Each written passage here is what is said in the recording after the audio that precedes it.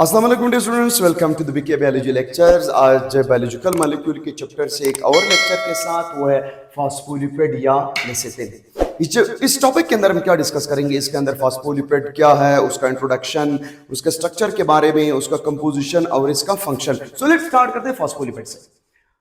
The phospholipid को मुख्तसर एक लफ्ज में समझा दूंगा, एंजॉय करो इस चीज को। ये क्या चीज है? The acyl glycerol, in the acyl glycerol one fatty acid is replaced bye phosphoric acid. Phospholipid खत्म हुआ, फिर हमारे पास एक एसाइल ग्लाइसरोल। ये पिछला लेक्चर मैंने इस पे दिया है, अगर आपको इसको मसला हो रहा है एक बार आप जाके पिछला लेक्चर एक बार देख ले। सो एसाइल ग्लाइसरोल के ऊपर जो है एसाइल ग्लाइसरोल, हम जानते थे एसाइल ग्लाइसरोल के अंदर होते हैं एक ग्लाइसरोल अल्कोहल। एक ग्लाइसरोल अल्कोहल के साथ 3 फैटी एसिड है। अगर एक ग्लाइसरोल के साथ 3 फैटी एसिड लगे, it will be known as the acyl glycerol. अब व्हाट इज द फॉस्फोलिपिड? अगर एसाइल ग्लाइसरोल के अंदर एक फैटी एसिड अटैच हो जाए ग्लाइसरोल के साथ, मोनोग्लाइसरोल। अगर 2 अटैच हो जाए, डाइग्लाइसरोल। अगर तीसरा fatty acid is replaced bye phosphoric acid. अगर मैं ये कर दूं कि एसाइल ग्लाइसरोल के अंदर 3 फैटी एसिड होते हैं, उनमें से एक फैटी एसिड को फास्फेट के साथ, फास्फोरिक एसिड के साथ रिप्लेस कर दूं, it will be known as the phospholipid या लेसिथिन। ये तो जनरल एक सेंटेंस के अंदर, लेकिन इसको फॉस्फोलिपिड क्यों कहते हैं? फॉस्फेट कंटेनिंग लिपिड होता है। ये फॉस्फेट कंटेनिंग, इसके अंदर लिपिड मौजूद है। फॉस्फेट, इस लिपिड के अंदर फॉस्फेट मौजूद है, सॉरी लिपिड के अंदर फॉस्फेट मौजूद है। सो इसको कहते हैं एम्फीपैथिक कंपाउंड। अब आता है जरा उसके नेचर की तरफ। Why it is known as amphipathic compound? Because it contain a dual nature. इसके अंदर डुअल नेचर है। डुअल नेचर, जिस ऑर्गेनिक कंपाउंड के अंदर डुअल नेचर होता है उसको हम कहते हैं amphipathic compound. So phospholipid is one of the amphipathic compound. Phospholipid को हम एम्फीपैथिक कंपाउंड क्यों कहते हैं? क्योंकि इसके अंदर 2 हिस्से होते हैं, एक पोलर पार्ट है, दूसरा नॉन पोलर है। जो पोलर है उसको हेड कहते हैं, जो नॉन पोलर है उसको टेल कहते हैं। हेड फॉस्फोलिपिड का कांस्टेंट होता है। सो मैं बताऊं जरा एक बार हेड को मतलब डिस्कस करेंगे। The head is constant. Head constant है जिसके अंदर जितने भी कंपोनेंट्स है वो सारे सेम रहेंगे, चेंज नहीं होंगे। So the head consists of glycerol alcohol। Head के अंदर एक ग्लाइसरोल अल्कोहल है, एक फास्फोरिक एसिड है, तीसरा कोलाइन है। कोलाइन नाइट्रोजन कंटेनिंग ऑर्गेनिक कंपाउंड है। अगले बोर्ड पे इसका स्ट्रक्चर समझा दूंगा। सो हेड के अंदर 3 चीजें फिक्स हो गई, glycerol alcohol, phosphoric acid and choline. Some time क्या होता है कि कोलाइन के बजाय सेराइन आता है। सेराइन क्या है? Serine is one of the amino acid. Serine एक अमाइनो एसिड है। सो कभी कोलाइन की बजाय सेराइन आ सकता है। सो कुछ स्टूडेंट्स के जहन में एक सवाल आ रहा होगा कि सर आपने बोला था ये कांस्टेंट है, ये तो वेरिएबल हुआ। नो, फॉस्फोलिपिड जो लेसिथिन होता है, फॉस्फोलिपिड या लेसिथिन, उसके अंदर कोलाइन, फास्फोरिक एसिड, ग्लाइसरोल, ये तीनों फिक्स है। इस वजह से इसको हम कहते हैं कांस्टेंट पार्ट। हाँ, अगर ये चेंज हुआ, सेराइन आया, तब फॉस्फोलिपिड की बजाय, तब फॉस्फोलिपिड तो कह सकते हैं पर वो मेम्ब्रेन का हिस्सा नहीं होता, वो लीवर के अंदर होता है। कभी सेराइन के बजाय क्या चीज आता है? Ethanol alcohol, sorry ethanolamine. Ethanolamine एक अल्कोहल है जिसके अंदर अमाइनो ग्रुप मौजूद है। So it is an alcohol. So यहां पर पोलर हिस्सा, हेड पोलर है, उसका हेड पोलर है और ये कांस्टेंट है। कांस्टेंट हेड के साथ ग्लाइसरोल है, फास्फोरिक एसिड है और कोलाइन है। कोलाइन के साथ साथ कभी कोलाइन के बजाय सेराइन एक अमाइनो एसिड आएगा, कभी उसके साथ एथेनॉल अमाइन आएगा, एथेनॉल अमाइन लग जाएगा। हाँ, इन सब की को दे करके फास्फोरिक एसिड इसके अंदर मौजूद है। इस वजह से इसी को हम कहते हैं हाइड्रोफिलिक। हाइड्रोफिलिक वो कंपाउंड होता है जो पोलर हो, हाइड्रोफिलिक वो कंपाउंड होता है जो वाटर सॉल्युबल हो। सो फॉस्फोलिपिड का जो हेड है वो पोलर है, वाटर सॉल्युबल है, हाइड्रोफिलिक है। उसके टेल की तरफ आते हैं। टेल नॉन पोलर है। किस चीज के बने हुए हैं? फैटी एसिड के। फिर कहूं कि फैटी एसिड पे एक लेक्चर भी दूंगा और पिछले लेक्चर एसाइल ग्लाइसरोल में मैंने इसको डिस्कस भी किया है। सो द नॉन पोलर जो हिस्सा होता है वो टेल कहलाया जाता है और ये किस चीज का बना हुआ है? फैटी एसिड का। और ये हिस्सा जो होता है दिस इज वेरिएबल। इसका जो टेल है वो वेरिएबल है। अच्छा, why the tail is variable? Head constant था तो टेल वेरिएबल क्यों है? टेल वेरिएबल इस वजह से, द टेल बनी हुई किस चीज का? फैटी एसिड का। और फैटी एसिड हम जानते हैं long chain of the carbon with carboxyl group. एक कार्बन का लंबा चेन होता है, उसके आखिर में कार्बोक्सिल ग्रुप होगा। So it will be known as the fatty acid. Now non variable जो टेल होता है, सॉरी नॉन पोलर जो टेल होता है वो फैटी एसिड का बना होता है। फैटी एसिड दो तरह हो सकता है, कभी सैचुरेटेड होते हैं, कभी अनसैचुरेटेड। अच्छा, अब saturated and unsaturated fatty acid जो फास्फोलिपिड के अंदर मौजूद है, इस पर हम सवाल उठाते हैं कब सैचुरेटेड होगा और कब अनसैचुरेटेड। अगर किसी ऑर्गेनिज्म फास्फोलिपिड बनाता है, हमारा मेम्ब्रेन सेल प्लाज्मा मेम्ब्रेन बना, अगर कोई ऑर्गेनिज्म हॉट एनवायरनमेंट में रहता है, वहां पर गर्मी ऑलरेडी ज्यादा होती है, तो इस ऑर्गेनिज्म का जो मेम्ब्रेन है, मेम्ब्रेन के अंदर जो फास्फोलिपिड है, फास्फोलिपिड के अंदर जो टेल के अंदर फैटी एसिड है, वो फैटी एसिड क्या होंगे? सैचुरेटेड। क्योंकि सैचुरेटेड जो फैटी एसिड होते हैं वो क्या रहते हैं? दे रिमेन सॉलिड, ये सॉलिड रहते हैं। क्योंकि ऑलरेडी गर्मी ज्यादा है, तो इस फास्फोलिपिड के अंदर जो फैटी एसिड है वो सैचुरेटेड होंगे, क्योंकि saturated fatty acid hot environment में सॉलिड रहते हैं। हाँ, अगर यही ऑर्गेनिज्म जिसका सेल मेम्ब्रेन होता है ये कोल्ड इन्वायरमेंट का हो, सो कोल्ड इन्वायरमेंट के ऑर्गेनिज्म के अंदर जो फैटी एसिड का टेल होता है उसके अंदर अनसैचुरेटेड फैटी एसिड होता है। और अनसैचुरेटेड फैटी एसिड ये क्या रहते हैं? लिक्विड। ये लो टेम्परेचर पर भी लिक्विड रहते हैं। तो इसका बेनिफिट क्या है कि अगर कोई ऑर्गेनिज्म लो टेम्परेचर पे रहता है तो उसके फास्फोलिपिड के अंदर जो फैटी एसिड है वो अनसैचुरेटेड होते हैं। अनसैचुरेटेड का ये फायदा है कि लो टेम्परेचर पर उसके पांव के नीचे जो फैट होता है या उसके बॉडी के अंदर सेल के ऊपर जो मेम्ब्रेन होता है वो मेम्ब्रेन फ्रीज नहीं होते। अगर ये सैचुरेटेड हो गए तो उसके हर सेल का जो मेम्ब्रेन है वो क्रिस्टलाइज हो जाएगा, वो सॉलिड बन जाएगा और उसका सेल मर जाएगा, सेल डैमेज हो जाएंगे। सो इसलिए अल्लाह ने एक निजाम रखा हुआ है कि जो ऑर्गेनिज्म कोल्ड इन्वायरमेंट में रहते हैं, कोल्ड इन्वायरमेंट के अंदर उसके जो फास्फोलिपिड है, फास्फोलिपिड के अंदर जो फैटी एसिड है वो अनसैचुरेटेड होते हैं ताकि वो कोल्ड इन्वायरमेंट पर भी मेल्ट रहे। अब इसी से रिलेटेड अगर आपसे इम्प्लीकेट में क्वेश्चन पूछा जाए, रेनडियर का दिया जाए, पेंगुइन का दिया जाए, पोलर बेयर का दिया जाए, जो लो टेम्परेचर पे रहते हैं, जो आइस में रहते हैं, जो आइस के ऊपर रहते हैं, अगर उसमें से क्वेश्चन आ जाए कि उन ऑर्गेनिज्म का जो मेम्ब्रेन होता है या जो सेल के ऊपर प्लाज्मा मेम्ब्रेन या सेल मेम्ब्रेन होता है वो जमता नहीं है, वो सॉलिड नहीं होता, वो क्रिस्टल नहीं होता, because of the unsaturated fatty acid. क्योंकि इसके प्लाज्मा के अंदर जो फास्फोलिपिड है उस फास्फोलिपिड के अंदर अनसैचुरेटेड फैटी एसिड का मिकदार ज्यादा। सो जितना अनसैचुरेटेड फैटी एसिड का मिकदार ज्यादा होता है उतना ये लिक्विड रहता है। So this is all about the polar tail. Now this tail is hydrophobic. इस टेल को हम कहते हैं हाइड्रोफोबिक क्योंकि इसके अंदर फैटी एसिड है, उसके पास ऑक्सीजन का मिकदार कम है। जिस ऑर्गेनिक कंपाउंड के पास ऑक्सीजन कम होगा तो वो हमेशा होते हैं हाइड्रोफोबिक, और जो हाइड्रोफोबिक होते हैं वो वाटर इनसोल्युबल होते हैं। अब इस कंपाउंड को हम थोड़ा समझ आ गया कि यार एम्फीपैथिक क्यों कहते हैं, क्योंकि ये पोलर भी है नॉन पोलर भी। अब इसका जो पोलर हेड है वो हमेशा वाटर की तरफ हो जाता है, पोलर हेड हमेशा वाटर की तरफ हो जाता है। जो टेल है नॉन पोलर है वो आमने सामने आता है। सो फास्फोलिपिड हमेशा बाइलेयर फॉर्म में अरेंज हो जाता है वाटर मीडियम के अंदर। So in the water medium the phospholipid arrange in the bilayer form due to the amphipathic nature. So ये हुआ इसका जनरल इंट्रोडक्शन। अब जितनी भी कंफ्यूजन है अगले बोर्ड पे जाके हम इसको क्लियर कर देंगे।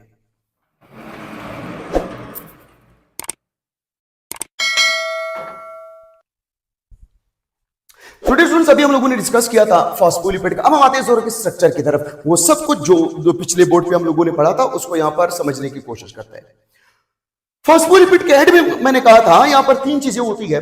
हेड के अंदर तीन चीजें, एक ग्लाइसरोल अल्कोहल है, दूसरा फास्फोरिक एसिड है, तीसरा कोलाइन है। सो कोलाइन, फास्फोरिक एसिड, ग्लाइसरोल, ये तीन, और दो उसके साथ फैटी एसिड है।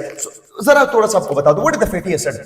Carbon number 1 2 3 4 then COOH। अगर आखिर में कार्बोक्सिल ग्रुप हो और चेन ऑफ कार्बन हो, this is known as the fatty acid. Sometime हम यू लिख सकते हैं COOH and R represent this carbon. ये जो अल्काइल ग्रुप होते हैं, जो कार्बन होते हैं, उसको हम R से रिप्रेजेंट करते हैं और उसके साथ मौजूद है कार्बोक्सिल ग्रुप। सो ये हुआ फैटी एसिड। सो यहां पर मैंने जो अल्काइल ग्रुप है, जो नंबर ऑफ कार्बन है, उसको R से रिप्रेजेंट किया और ये है कार्बोक्सिल ग्रुप। सो एक फैटी एसिड हुआ, फिर कार्बोक्सिल ग्रुप, और ये जो R है that will represent the alkyl group number of carbon. So this is the second fatty acid. अच्छा, तीन चीजें हो गई यहां पर, दो फैटी एसिड, एक ग्लाइसरोल, फिर एक ग्लाइसरोल, फास्फोरिक एसिड एंड कोलाइन। ये सब मिलकर के क्या चीज बना रहा है? Structure of the phospholipid. और ये कैसे मिलते हैं, क्या प्रोसेस है, कितनी बार कंडेंसेशन होती है, सो देखते रहे इसको। ग्लाइसरोल, अल्कोहल और फैटी एसिड जब रिएक्शन करते हैं तो कंडेंसेशन प्रोसेस होता है, यहां से H2O निकलेगा, वाटर, यहां से वाटर निकला। सो जब ग्लाइसरोल से और फैटी एसिड से एक वाटर मॉलिक्यूल निकल गया, सो ऑक्सीजन ने अपना क्या लॉस किया? हाइड्रोजन। ऑक्सीजन ने अपना हाइड्रोजन लॉस किया और कार्बन ने अपना OH लॉस किया, कार्बन ने अपना OH लॉस किया। कार्बन की वैलेंसी कितनी होती है? 4। अभी कितनी रह गई? 3। कार्बन की वैलेंसी 4 थी और 4 में से 3 रह गई, लेकिन ऑक्सीजन की वैलेंसी 2 है, 2 बॉन्ड बनाती है, तो उसने अपना हाइड्रोजन लॉस करके 1 बॉन्ड रह गया। सो ऑक्सीजन का 1 रह गया, कार्बन का 3। सो ये अपने आप को स्टेबल करने के लिए आपस में 1 बॉन्ड बना देता है। सो ये बॉन्ड चुन के बन गया फैटी एसिड और अल्कोहल के दरमियान। इस वजह से इस बॉन्ड को हम नाम देते हैं एस्टर बॉन्ड। इसको एस्टर बॉन्ड कहते हैं और एक एस्टर कंपाउंड बना। एस्टर कंपाउंड उसको कहते हैं जो अल्कोहल और एसिड से बनता हो। इन सेम वे यहां से फिर क्या निकला? OH और यहां से H, अगेन किस फॉर्म में निकल गया? H2O। दोबारा कंडेंसेशन हुआ।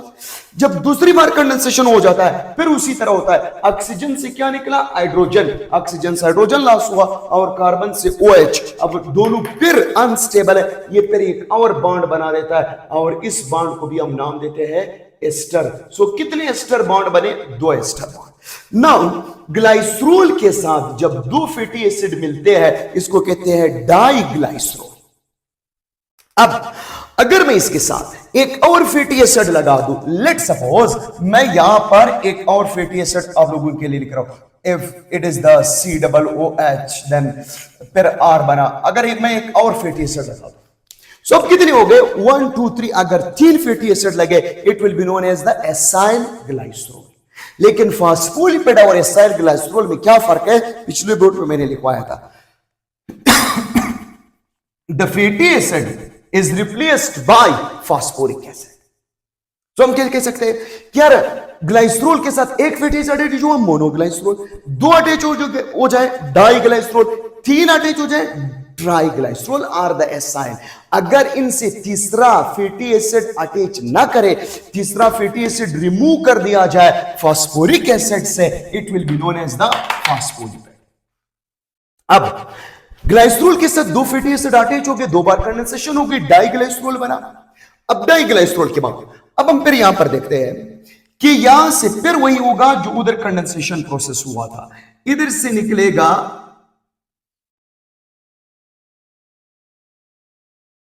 H2O, फिर H2O निकला। जब यहां से फिर एक और H2O निकला तो सिर्फ क्या रह गया? कार्बन के साथ ऑक्सीजन रह गया। तो कार्बन के साथ ऑक्सीजन रह गया, सिर्फ ऑक्सीजन, क्योंकि यहां पर एक हाइड्रोजन मौजूद है, सॉरी इधर एक हाइड्रोजन मौजूद है। सो इस ऑक्सीजन में से हाइड्रोजन निकला और ये जो फास्फोरिक एसिड था उससे OH निकला। अब फास्फेट और ऑक्सीजन दोनों अनस्टेबल हो गए, एक और बॉन्ड बनेगा।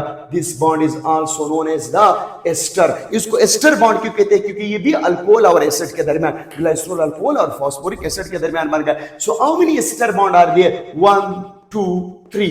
सो 1 2 3, 3 एस्टर बॉन्ड हो गए फास्फोलिपिड के अंदर।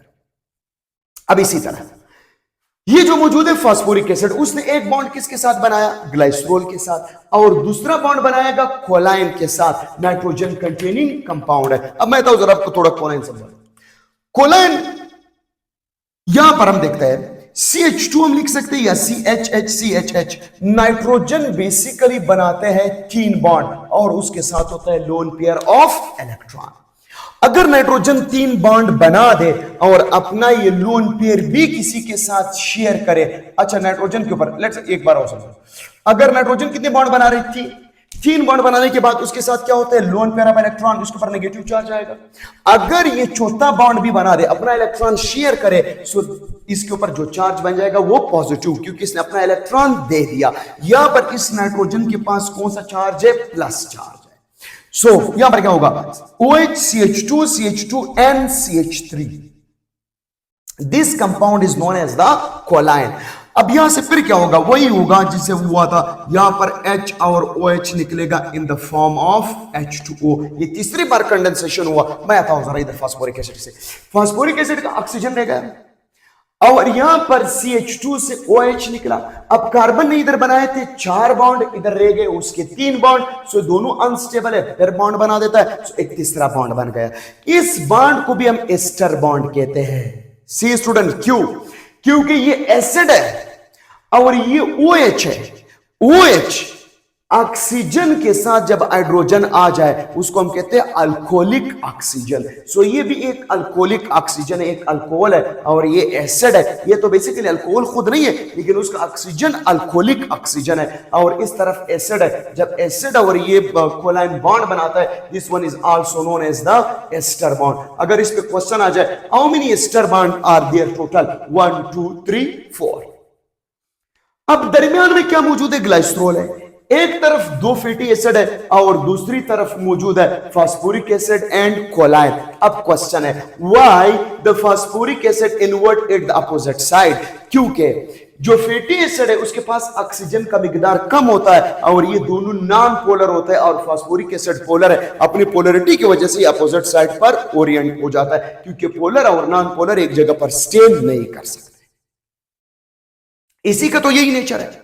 अब यहां से हम उठाते हैं इसको, यह हेड है जिसके अंदर ग्लाइसरोल है। ग्लाइसरोल के साथ साथ एक ग्लाइसरोल हुआ, ग्लाइसरोल के साथ फास्फोरिक एसिड हुआ, फास्फोरिक एसिड के साथ कोलाइन हुआ। अब 3 चीजें मिल गई। यहां पर मैंने पिछले बोर्ड में भी समझाया था, यहां पर एक बार देख लो। हेड पोलर है और कांस्टेंट है, क्योंकि हेड के अंदर ग्लाइसरोल, फास्फोरिक एसिड और कोलाइन मौजूद है और ये हम लोगों ने कहा था कांस्टेंट है। मैंने इसको बताया था ये हाइड्रोफिलिक है। अब मैं आता हूं जरा पर आपको फिर समझा दूंगा। हेड में मौजूद है ग्लाइसरोल, फास्फोरिक एसिड और कोलाइन। अब इसके पास देख लो, नाइट्रोजन के पास प्लस चार्ज है, इधर ऑक्सीजन के ऊपर माइनस चार्ज है और ये माइनस। सो 2 3 4 5 6, इसके साथ ऑक्सीजन की तादाद ज्यादा होती है। सो ये जो हिस्सा बनता है, this part is known as the head and the head is polar. Head polar हुआ। सो जब हेड पोलर होता है तो उसको हम यू लिख सकते हैं, the head is polar. Head के बाद पिछली बोर्ड में मैंने आपको बताया था कि यार जो टेल होते हैं, the tail are non polar. Tail उसके नॉन पोलर है। किस चीज के बने हुए? फैटी एसिड के। फैटी एसिड सैचुरेटेड भी हो सकता है और अनसैचुरेटेड, और ये है हाइड्रोफोबिक। अब इस बोर्ड में हम वापस समझेंगे इस चीज को। सो ये जो 2 टेल है, टेल बने हुए किस चीज के? फैटी एसिड के। These are the 2 fatty acid. अब इस फैटी एसिड के अंदर सारे सिंगल बॉन्ड है और मैक्सिमम नंबर ऑफ हाइड्रोजन है। That is why this one is known as the saturated. अब कभी सैचुरेटेड हो सकता है और यहां पर डबल बॉन्ड है, हाइड्रोजन की तादाद कम है, so this one is known as the unsaturated. हम ये कह सकते हैं यार कि कभी फैटी एसिड सैचुरेटेड होते हैं, कभी अनसैचुरेटेड। वो मैंने पिछले बोर्ड में डिस्कस किया था। ये डिपेंड करता है इन्वायरमेंट के ऊपर। अगर ये हॉट इन्वायरमेंट का ऑर्गेनिज्म है तो सारे के सारे सैचुरेटेड होते हैं। अगर वो कोल्ड में हुआ तो उसके अंदर अनसैचुरेटेड की मिकदार ज्यादा होगी, इसके अंदर डबल बॉन्ड ज्यादा होंगे ताकि वो कोल्ड टेंपरेचर पर भी मेल्ट रहे। सो इस स्ट्रक्चर से अगर आप अंदाजा लगा दें, उसमें ये होगा कि ये जो 2 फैटी एसिड होता है, these are the 2 fatty acid, और ये 2 फैटी एसिड, ये 2 फैटी एसिड क्या बना रहे? They will make the tail and their tail are non polar. Why the tail are non polar? क्योंकि इसके अंदर ऑक्सीजन का मिकदार कम है और ये वाटर इनसोल्युबल है। इस वजह से हम लोगों ने कहा था कि this part is also hydrophobic. ये पार्ट क्या है? हाइड्रोफोबिक है। और जो हेड है, the head is hydrophilic. Head hydrophilic. Hydrophilic है। सो इसकी जो दो टेल है, टेल हाइड्रोफोबिक है, जो फैटी एसिड के बने और हेड पोलर है वो हाइड्रोफिलिक है। सो इस वजह से हम कहते हैं डियर स्टूडेंट कि यहां पर इस फास्फोलिपिड के अंदर डुअल नेचर होता है। जो इसका हेड रीजन है, थोड़ा सा इस तरफ लिख लेते हैं, इसका जो हेड रीजन है वो पोलर है और जो टेल है वो नॉन पोलर है। हेड के अंदर क्या मौजूद है? This is the total head. Head के अंदर मौजूद है ग्लाइसरोल, फास्फोरिक एसिड, कोलाइन, और जो टेल है, टेल के अंदर मौजूद है फैटी एसिड। आई होप कि आपको अभी समझ आया होगा। That is why it is known as the amphipathic compound. कभी इसमें होता है, एक चीज याद रखो, ग्लाइसरोल दरमियान में आता है। इस ग्लाइसरोल के दोनों तरफ एसिड लगे हुए, एक तरफ जो होता है फैटी एसिड है जो नॉन पोलर है, और दूसरी तरफ फास्फोरिक एसिड है जो पोलर है। एक तो एक पॉइंट हुआ कि यार ग्लाइसरोल दो एसिड को कनेक्ट कर रहा है, एक तरफ से फैटी एसिड, दूसरी तरफ से फास्फोरिक एसिड, एक तरफ से नॉन पोलर, दूसरी तरफ से पोलर, एक तरफ से हाइड्रोफोबिक, दूसरी तरफ से हाइड्रोफिलिक। ये तो हुआ ग्लाइसरोल की प्रॉपर्टी जो दो एसिड को लिंक कर रहा है। अब एक और चीज है, कभी ये हो सकता है कि यार ये जो फास्फोरिक एसिड है, समटाइम द फास्फोरिक एसिड की बजाय यहां पर हम लोगों ने कहा था कि सेराइन आता है। फास्फोरिक समटाइम ये होता है कि फास्फोरिक एसिड के साथ जो कोलाइन है, कोलाइन की बजाय सेराइन आता है। What the serine is? सेराइन एक अमाइनो एसिड है। सेराइन किस तरह का अमाइनो एसिड है? कभी ये जो CH2, CH2, NCH3 है, इसके बजाय क्या चीज आ जाएगा? सिर्फ इस कंपाउंड को आपने चेंज करना होगा। यहां पर आ जाएगा carbon, hydrogen, CH3, COO minus, NH2 amino group. अच्छा, अमाइनो एसिड पे मैंने लेक्चर दिया हुआ है प्रोटीन का, उसको देख लिया, आपको अमाइनो एसिड का स्ट्रक्चर समझ आ जाएगा। अमाइनो एसिड के अंदर होता है alpha carbon, amino group, carboxyl group, hydrogen, and R की जगह क्या चीज आता है? CH3। जब हम कहते हैं आर ग्रुप है, वो आर की जगह क्या चीज आ रहा है? CH3। अगर सेराइन आया, दिस वन इज द सेराइन, ये सेराइन अमाइनो एसिड है। सो कभी कभार कोलाइन की बजाय सेराइन आएगा। अब सवाल है कि ये जो फास्फोलिपिड है, कोलाइन ज्यादा पोलर है या सेराइन? सेराइन ज्यादा पोलर है। सेराइन इसलिए ज्यादा पोलर है क्योंकि सेराइन के साथ जो C वो कार्बोक्सिल आयन है, इसके ऊपर भी नेगेटिव चार्ज है। So the serine is more polar, उसकी पोलरिटी ज्यादा है देन द कोलाइन। अगर सेराइन आया तो ये ज्यादा पोलर होगा, अगर कोलाइन है तो ये कम पोलर होगा। ये तो हो गया हमारे पास दूसरी चीज। अच्छा, फिर उसके बाद हम लोगों ने एक और चीज पढ़ा था, एथेनॉल अमाइन। एथेनॉल अमाइन क्या होता है कि कभी कोलाइन हुआ, कभी सेराइन हुआ, कभी एथेनॉल अमाइन होता है। एथेनॉल अमाइन क्या चीज है? एथेनॉल अमाइन होता क्या है? Ethyl CH2 CH2 sorry CH3 CH2। अच्छा, तो कभी सेराइन के बाद some time this choline is replaced by ethanol amine, जिसे हम लोगों ने इधर जिक्र किया था कि यार the serine is replaced by ethanol amine, जो एक अल्कोहल है, दो कार्बन अल्कोहल है। सो एथेनॉल अमाइन आ जाएगा। एथेनॉल अमाइन इसको कहता है CH3CH2 और उसके साथ मौजूद है NH3+। यहां पर फिर नाइट्रोजन ने 3 बॉन्ड बनाया और उसके साथ 3 बॉन्ड हाइड्रोजन के साथ बनाया, एक इस कार्बन के साथ, तो 4 बॉन्ड हो गए, इसके ऊपर प्लस चार्ज आएगा। जब प्लस चार्ज आएगा तो उसको कहते हैं अमोनियम आयन, इसको कहते हैं एथेनॉल अमाइन। अब यहां पर समझ गए कि फास्फोलिपिड में हमारे पास जो मेम्ब्रेन के अंदर है वो तो कोलाइन होता है, सम टाइम लिवर के अंदर पाया जाता है। यहां पर क्या चीज मौजूद होगा? It will be known as the serine, serine आएगा। और जो एथेनॉल अमाइन है वो हमारे पास नेचर में आम सेल के अंदर ये ज्यादा कॉमन नहीं है। सो ये तो ये हुआ फास्फोलिपिड का जो टोटल स्ट्रक्चर था। उसके दो टाइप्स हो गए, हेड है, पोलर है, नॉन पोलर है। This is all about now the function of the phospholipid. Phospholipid के क्या क्या काम होता है? फास्फोलिपिड का जो पहला काम है, अब पिछले बोर्ड पे हम लोगों ने देख लिया, पहला काम तो ये होता है कि this will make the lipid by layer. ये लिपिड बाय लेयर बनाता है, मेम्ब्रेन बना रहा है। The phospholipid will make the membrane. अच्छा, मेम्ब्रेन परमेबिलिटी, मेम्ब्रेन की जो परमेबिलिटी है वो फास्फोलिपिड के साथ है। फास्फोलिपिड हर चीज को आने नहीं देगा, वो पोलर चीजों को पास होने नहीं देगा। इस वजह से ये मेंटेन करेगा मेम्ब्रेन की परमेबिलिटी को, कि पानी लॉस ना हो जाए, आयंस लॉस ना हो जाए, या आयंस गैर जरूरी आयंस ना आ जाए। सो मेम्ब्रेन की परमेबिलिटी को मेंटेन करेगा। फैट एब्जॉर्प्शन, अच्छा सेल के अंदर, डाइजेस्टिव सिस्टम के अंदर जब हम फैट को एब्जॉर्ब करते हैं, वो डायरेक्ट फास्फोलिपिड से एब्जॉर्ब होकर के सेल के अंदर जा रहा है। The second one is known as the electron transport chain. Bioenergetics में भी करवा दूंगा, माइटोकॉन्ड्रिया के लेक्चर में भी मैंने इसको डिस्कस किया हुआ है। तो यहां पर जो मेम्ब्रेन है माइटोकॉन्ड्रिया का, तो उसके अंदर इलेक्ट्रॉन ट्रांसपोर्ट चेन होता है and the structural component of the plasma membrane. अब ये प्लाज्मा मेम्ब्रेन भी बना रहे हैं। सो चार फंक्शन हो गए। प्लाज्मा मेम्ब्रेन बना हुआ है फास्फोलिपिड का, इसी के अंदर होता है इलेक्ट्रॉन ट्रांसपोर्ट चेन और ये फैट अब्जॉर्प्शन इसी मेम्ब्रेन से होता है डाइजेस्टिव सिस्टम के अंदर, और ये मेम्ब्रेन की परमेबिलिटी को मेंटेन रखेगा। साथ में act as surfactant. Now lungs के अंदर सेकेंड ईयर में आप पढ़ चुके हो, लंग्स के अंदर हमारे पास एक चीज आती है कि ये लंग्स में जो एल्वलाई होता है inside the lungs, the alveoli, lungs के अंदर अगर हम ट्रिकिया ले ले, ट्रिकिया के बाद ये लंग्स के अंदर इंटर हो जाता है bronchi. So lungs bronchi trachea trachea divide हुआ ब्रोंकाई में। So bronchi enter in the lungs. ये ब्रोंकाई आखिर में जा करके सेक बनाता है। The sacs are known as alveoli. अगर एक एल्वलाई सेक निकाला जाए, एक एल्वलाई, सो इस एल्वलाई, ये तो सेल का बना हुआ है, टू टाइप्स ऑफ सेल्स होते हैं यहाँ पर, टाइप 1 और टाइप 2 सेकेंडरी की बात है वहां पर। लेकिन इस एल्वलाई के ऊपर एक सर्फेक्टेंट, एक डिटर्जेंट लाइक सब्सटेंस मौजूद है, सर्फेक्टेंट्स मौजूद होता है, और एल्वलाई के अंदर ये जो सर्फेक्टेंट्स है इसको कोलैप्स होने नहीं देगा। ये जो सर्फेक्टेंट एल्वलाई के ऊपर जो लिपिड है, एक तो उसके अपने मेम्ब्रेन का लिपिड होता है, यहाँ पर सेल का अपना मेम्ब्रेन है, उस मेम्ब्रेन के ऊपर फास्फोलिपिड है। नो, उसके अलावा भी एक और लिपिड का लेयर होता है, उस लेयर को कहते हैं सर्फेक्टेंट। और ये जो सर्फेक्टेंट है ये भी बना हुआ है किस चीज का? फास्फोलिपिड। सो फास्फोलिपिड सर्फेक्टेंट भी बनाता है रिस्पिरेटरी सिस्टम में।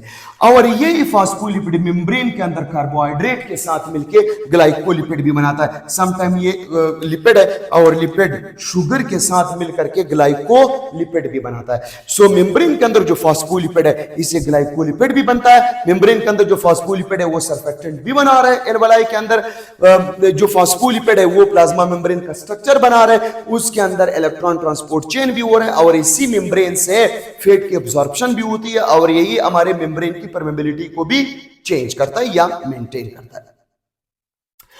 अब मैं तो जरा कुछ चीजें आपको समझाने के लिए, अब हम लोगों ने पढ़ा था कि ये जो भी कंपाउंड होते हैं जिस तरह भी होता है, सो यहां पर हम कहते हैं डाई, पहले मिलते हैं ग्लाइसरोल, ग्लाइसरोल के साथ 2 दाने फैटी एसिड, तो ये क्या बन गया है? It will make the diglycerol.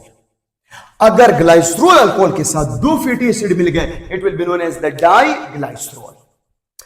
फिर डाई ग्लाइसरोल के साथ मिला H3PO4, डाई ग्लाइसरोल के साथ फास्फोरिक एसिड मिला। ये glycerol 2 fatty acid, diglycerol, phosphoric acid उसके मिला। जब फास्फोरिक एसिड इसके साथ मिल गया, इसको कहते हैं फास्फोटिडिक एसिड। अब ये बन गया डाई ग्लाइसरोल। ग्लाइसरोल के साथ 2 फैटी एसिड मिल गए, डाई ग्लाइसरोल, उसके बाद फास्फोरिक एसिड मिला, so it will be known as the phosphatidic acid. Phosphatidic acid के साथ मिला choline, nitrogen containing organic compound. जब phosphatidic acid, glycerol 2 fatty acid, diglycerol, phosphoric acid, phosphatidic acid, choline उसके साथ मिला, it will be known as the phosphatidyl choline. It is known as phosphatidyl choline, या इसको दूसरा नाम देते हैं लेसिथिन, या इसको तीसरा नाम देते हैं फास्फोलिपिड। सो ग्लाइसरोल और 2 फैटी एसिड मिले, डाइग्लाइसरोल, फास्फोरिक एसिड मिला, फास्फोटिडिक एसिड, कोलायन साथ में मिला, फास्फोटिडाइल कोलायन, लेसिथिन या phospholipid. These all are the name of the phospholipid. So dear students, I hope कि आपको ये लेक्चर समझ आया होगा। सो इसके अंदर आपके इंडिकेट के हवाले से जो भी पॉसिबल क्वेश्चन थे कि 2 फैटी एसिड आपस में किसके जरिए जुड़े हैं, और इसके अंदर कितने एस्टर बॉन्ड्स मौजूद है, और ये जो नाइट्रोजन कंटेनिंग कंपाउंड है, अगर कोलाइन है तो कितना पोलर है, सेराइन है तो ज्यादा पोलर है कोलाइन से, और ये फास्फोलिपिड के जो फंक्शंस है कि क्या क्या फंक्शंस ये प्ले करेगा हमारे सेल के अंदर। So thank you for watching dear students. Channel को लाइक करें, सब्सक्राइब करें और शेयर करें। इंशाअल्लाह ताला ये वीडियोस बनाते रहेंगे इंडिकेट के हवाले से और अपलोड करता रहूंगा। Thank you once again.